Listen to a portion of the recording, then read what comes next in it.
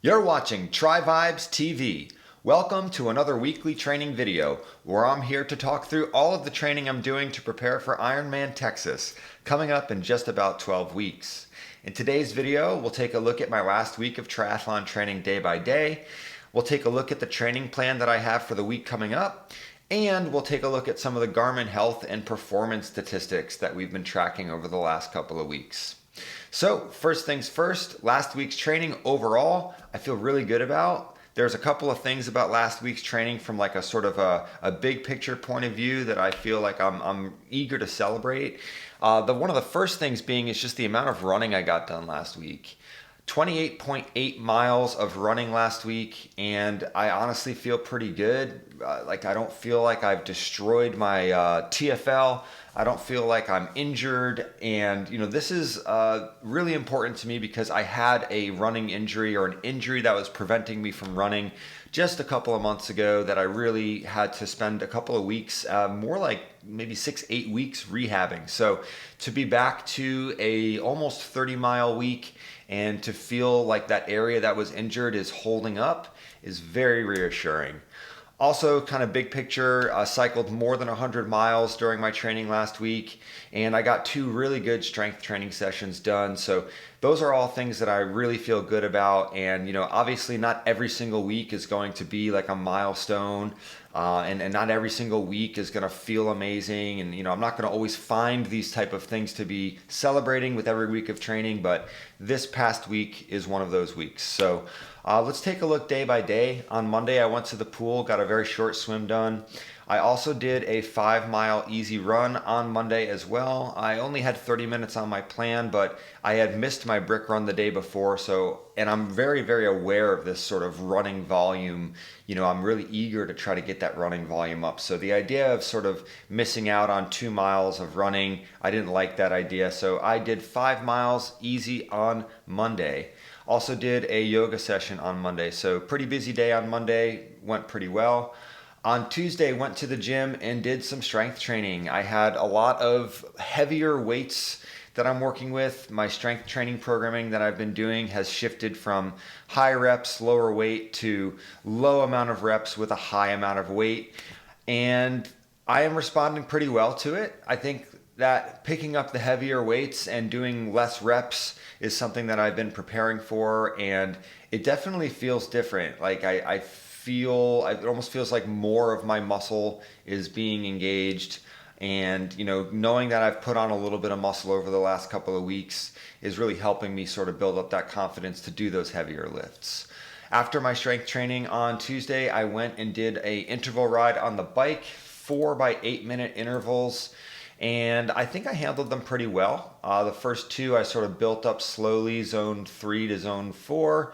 And then the last 2 I held at zone 4. So just around 300 watts for the first 8 minutes. And then the second one, towards the end, I was feeling good. So I bumped it up a little bit, riding closer to like 315.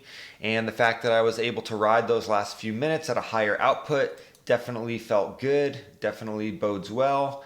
Got off the bike and did a pretty fast-paced run. I've been doing a lot of slower running to prepare for Ironman Texas, and a couple times per week, like specifically when I get off my bike on Tuesdays, I like to sort of get a little bit of more speed in my legs. So the pace was under 8 minutes average, and my heart rate was nice and under control as well. So even though I went a little faster than usual, my heart rate didn't blow up or anything like that. On Wednesday, I went out and did another easy run, took it very easy, heart rate 132, pace 935, just trucking along. Again, with that mindset of just trying to build up that run volume and not be as focused on the pace, focused more of the total mileage, the total time on my feet that I'm able to accomplish without aggravating any injuries. So good run on Wednesday, a little bit of strength training on Wednesday as well, and I ended up doing a short ride with my son after school on some trails, so a little active recovery. Good training day on Wednesday. Thursday, pretty big training day. Thursday was a really big training day. So on Wednesday night, I got a text from my Pilates instructor that she had an availability at noon. So I decided, instead of doing my swim, which I had a swim on my plan on Thursday, I had a strength training session, a bike ride to do, and a swim. Then I got the Pilates added in, and the idea of doing 4 training sessions in a day, that did not sound like a good idea. My coach has given me some very specific guidance that the first thing to cut if I'm running into trouble fitting things in are the swims. So I cut that swim out, did my strength training in the morning, did a nice easy bike ride on the trainer, and then made it to Pilates and just did my best to get through that tower Pilates session. And I made it. I survived. I was pretty fried though on Thursday evening, and my coach had put a day off on Friday. I was so tempted to move the swim I missed to the day off just to sort of like, haha, I got it all done. But ultimately, I decided to do the hard thing for me, which is to take a full day off. It was really, it sounds silly. The last time I had a full day off was Christmas Day. The last time I had a full day off before that was probably sometime in November. So currently, I'm taking one full day off like every couple months. And one thing that I'm trying to do is to embrace the idea of taking days off more regularly.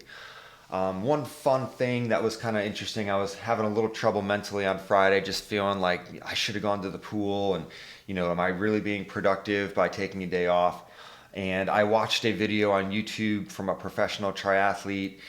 She talked about the importance of rest and recovery. I had asked a question if she thought that days off entirely were important, and she responded to my comment. So I had a professional triathlete basically tell me on Friday via the comment section on my phone that I should take a day off at least once every week. Once every 1 to 2 weeks was her guidance. So that helped. I was like, all right, a professional told me to take today off. I mean, that sounds really silly that I have to go through any type of mental gymnastics at all to rest for a day, but my relationship with days off is maybe something that other triathletes, if you're watching this, if it's something you can relate to, I'd love to hear about it in the comments.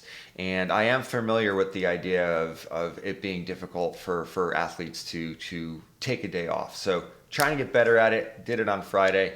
And I needed it because I was really tired on Thursday and I had a really big training session on the weekend. So let's talk about how this weekend's training went. On Saturday, I went out to the same path that I've been running on every weekend, and I did 14 miles at 9:12 pace with an average heart rate of 141. So what do those numbers mean?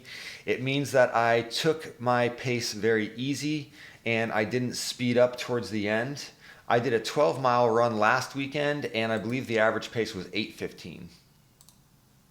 Yeah, 8:15 for 12 miles.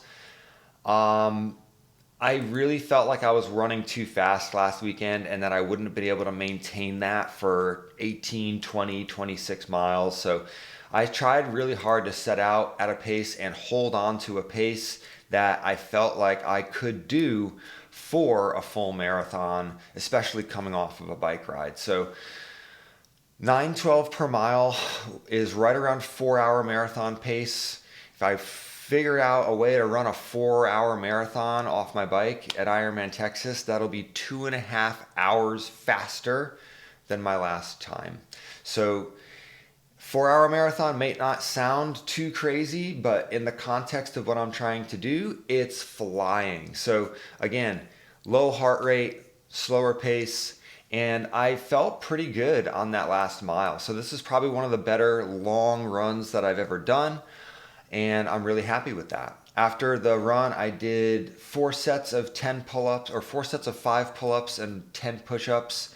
That might have been pushing it a little bit. I had a little bit of shoulder discomfort from doing that, but I'm trying to stay consistent with these push-ups and pull-ups, and that means that I have to do them. So got those done on Saturday as well. Yesterday, the training plan called for a 5-hour outdoor training ride. However, the weather was, I think I probably could have been okay if I went outside, but it was 34 degrees out.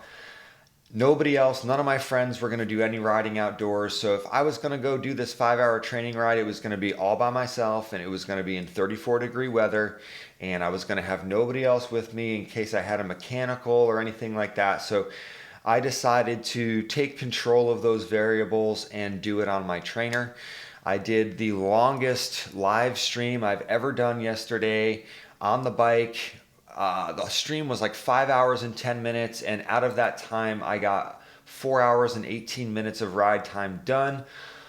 Average power of 187, average heart rate of 137. So I took it very easy on this bike ride with the mentality of, again, just trying to not focus on trying to have a high average power or have a high average moving speed. My goal was to get through 5 hours of riding or 5 hours of elapsed time working out on the bike and hopefully not feel too destroyed. I think I accomplished that, and it was a really good stream too. I think I had like over 400 views on it across that 5 hours, which was pretty surprising and encouraging. And I also met some new friends, some new subscribers. You know, if you're one of the people that subscribed to the channel after watching that stream, I just wanted to thank you again. It was very, very helpful to have people along for the ride yesterday on that grueling 5-hour training ride. After that, I got out on the run, did 2 miles, and I gotta say, I felt pretty good. Average pace 8:35, which is, like I said, flying. Anything around 9, a little bit under 9, I mean, that's gonna be fantastic if I can maintain that on race day. And the fact that I was able to get off my bike and get out there and run 2 miles, feeling pretty solid, that's a win for me. So I'm really happy with that as well. Final thing we'll take a look at here today is just some of these Garmin health and performance metrics. I am still in maintaining training status, as I have been for several weeks now. Well, actually more like 1 week, and then I had some strained and some productive. Oh, these training status, they're so much fun. And I think the big thing I want to point out here is that I really struggled for the last 2 weeks to keep my HRV anywhere near normal. I was either unbalanced or low, and that was sort of taking a toll mentally a little bit. I mean, I know that that could be a sign that I'm not recovering from training enough, so a little bit of an alarm bell, but I'm really encouraged to say that the last 2 nights, even though I had really big training days, my heart rate variability has climbed back up into the normal balanced range despite having huge training sessions. And I am hopeful that this is the beginning of my body sort of coming back from that low and coming back into a more stable, normal HRV status that indicates that my body is recovering from the training. So again, I was a little concerned about this trend, really hopeful that it would come back up, and here we are, we're slightly coming back up. So hopefully next week I'll have a whole bunch of green dots. That would be fantastic. Training load, you know, that green optimal range is still slowly but surely shifting up and to the right, as it should be at this point in training. And that chronic load line is just creeping up slightly, as it should be as well. So, final thoughts. Overall, feeling good. This week is going to be a little bit different. You know, I'll take a look at the training plan real briefly here, but I'm going to have to switch it up a little bit. I'm going to be doing a trip up to Dallas today, so that's why I'm here early before I've done any training, and I think today is going to be another day off, but we'll take a look at it real quick. So today is going to be a goose egg. I have a trainer ride that I normally do on Tuesdays that I'm not going to be able to get done. I'll be able to do my run that I would do on Wednesdays. I'm going to do that tomorrow morning while we're traveling, so I got to run tomorrow morning. On Wednesday, I'm going to hopefully be back here in Houston, and we'll get up. I'll go to the pool, knock that out on Wednesday. Easy run on Wednesday as well. Thursday, back in the gym for some strength training. Also another swim. I might do 3 days in a row of swimming here. We'll see. And then the final thing, the weekend training. 10-mile run on Saturday. Sounds good to me. And a 4-hour bike ride that has a lot of intervals in it. So 4-hour bike ride with 4x8 minute zone 3 and 4x7 minute zone 4. That should be interesting. Hopefully I can get out on the road and do that one. 2-mile run off the bike. So that's it in a nutshell. If you are following these videos, I want to thank you again. You know, more than a year of doing these every Monday. I'm really happy I was able to get up and get this one done despite my schedule being a little bit different today. But as usual, if you have anything to add, any questions, comments, anything like that, please go ahead and throw it in the comments. And I'll see you next week, next Monday, with another update here. So take care, have a good one, and see you in the next video.